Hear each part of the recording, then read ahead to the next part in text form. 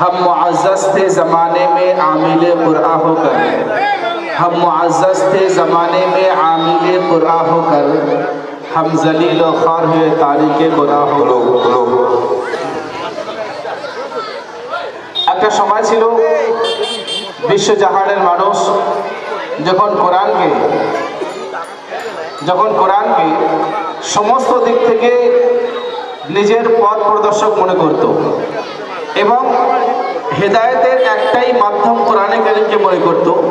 তাছাড়া মানুষের জীবনাদর্শে সে যে সমস্ত কাজগুলো করছে প্রত্যেক ক্ষেত্রে সে কোরআন থেকে পরামর্শ চাইতো।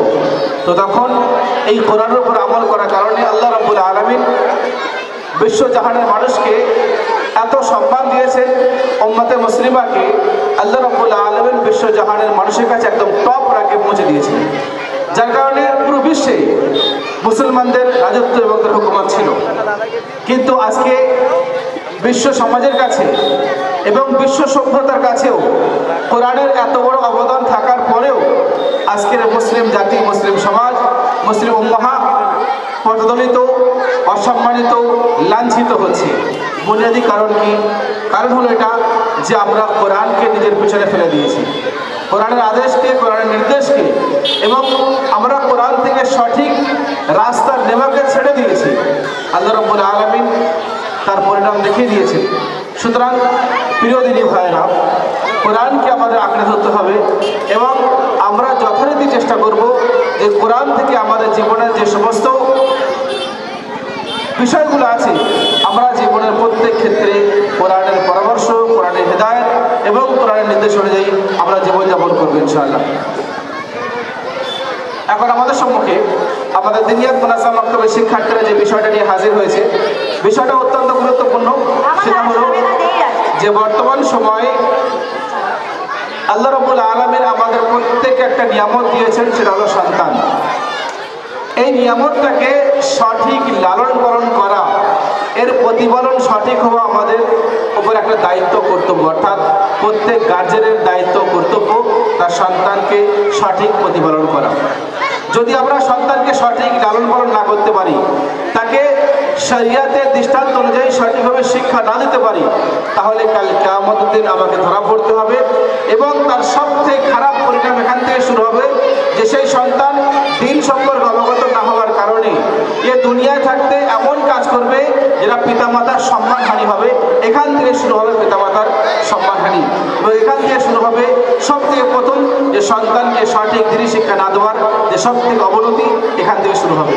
সুতরাং প্রিয় ভাইরা, সন্তানকে দিনী শিক্ষা দেওয়া জরুরি এবং তাদেরকে সঠিক দিশারি দেওয়া এটা আমাদের প্রত্যেকের দায়িত্ব, কর্তব্য। এখন আমাদের সম্মুখে আমাদের শিক্ষার্থীরা হাজির হয়েছে সন্তান লালন পালন সম্পর্কে একটা মোকালমা অর্থাৎ কথোপকথন পেশ করবে। আমি যে সমস্ত ভাইরা দাঁড়িয়ে আছেন আবেদন করব, মাঝখানে কিছু চেয়ার আমাদের খালি আছে, দয়া করে আপনারা দাঁড়িয়ে না থেকে একটু বসে যান। আমাদের অনেক প্রোগ্রাম আছে, ভালো ভালো প্রোগ্রাম আছে, যেটা আপনাদের ইনশাআল্লাহ ভালো লাগবে এবং আপনারা এখান থেকে কিছু নিয়ে যেতে পারবেন।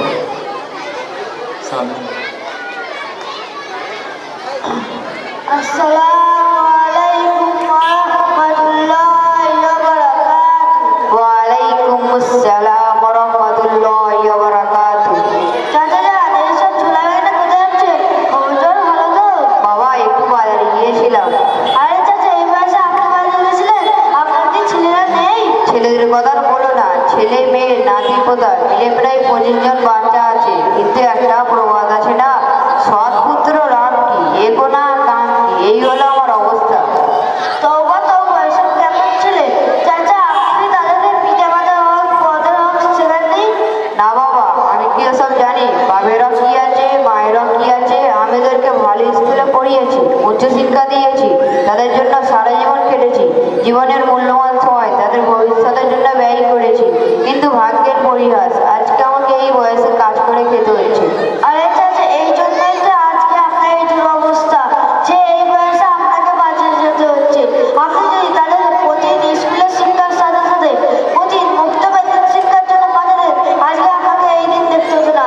এই দেখুন, একজন দিনরাত শিক্ষক আসছে, তাকে যে জেনে নিয়ে চলুন। স্কুলের শিক্ষার সাথে সাথে দিনী শিক্ষার গুরুত্ব কতটা।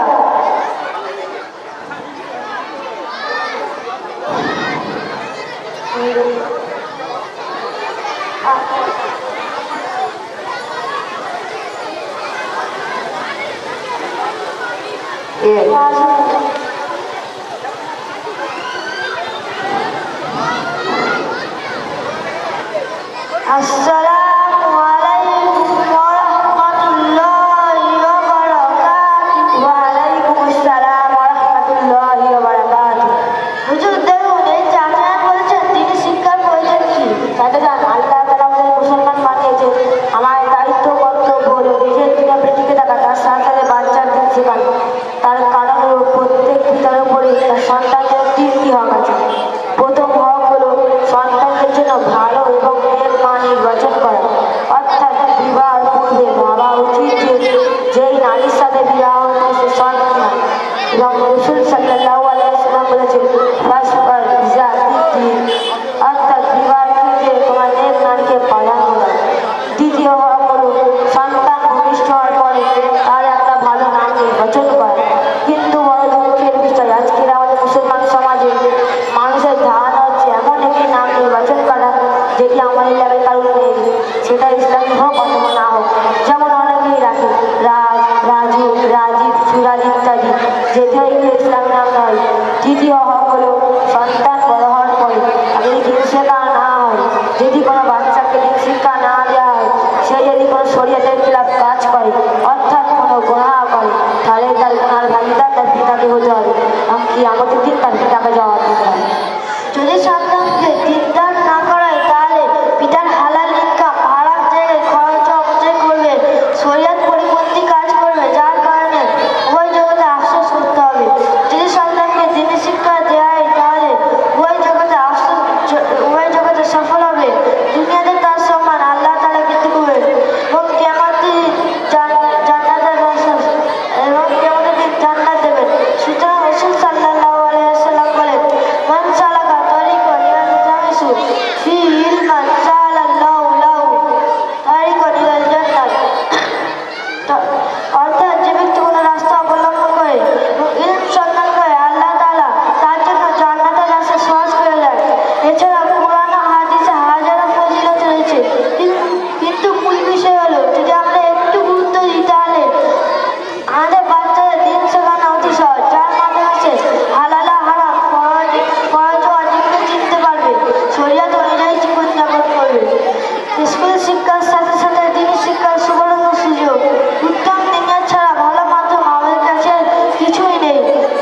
যেখানে একজন ছাত্র স্কুল টিউশন সব বই রেখে ওকে 1 ঘন্টা সময় দিয়ে দিনের মৌলিক বিষয়গুলি শিখতে পারে, যার বাস্তব রূপ আজকে আমরা দেখতে পাচ্ছি।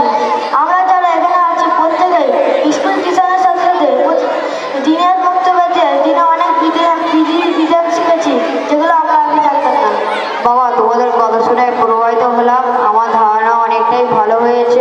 আমি বাচ্চাদের দিন শেখানোর প্রয়োজনীয়তা বুঝতে পেরেছি, আমি অনুভব করতে পেরেছি। যদি বাচ্চাদের দিন শেখানো না হয়, তাহলে সে পিতামাতা এবং বড়দের হক সম্পর্কে অবগত হবে না, তাদের হকও আদায় হবে না, যার ভুক্তভোগী আজকে অধিকাংশ পিতা হয়ে আছে। ছেলে বড় হয়ে পিতামাতার কথা শোনে না। যাই হোক, তোমরা দিনিয়াত বক্তব্যের মাধ্যমে আমাদের সমাজে অনেক বড় উপকার করেছো। দিন হারা শিশুকে দিন শেখার সুবর্ণ সুযোগ করে দিয়েছো। ঠিক আছে, তোমাদের অনেক বড় ধন্যবাদ। আসসালামু আলাইকুম ওয়া রাহমাতুল্লাহি ওয়া বারাকাতুহু।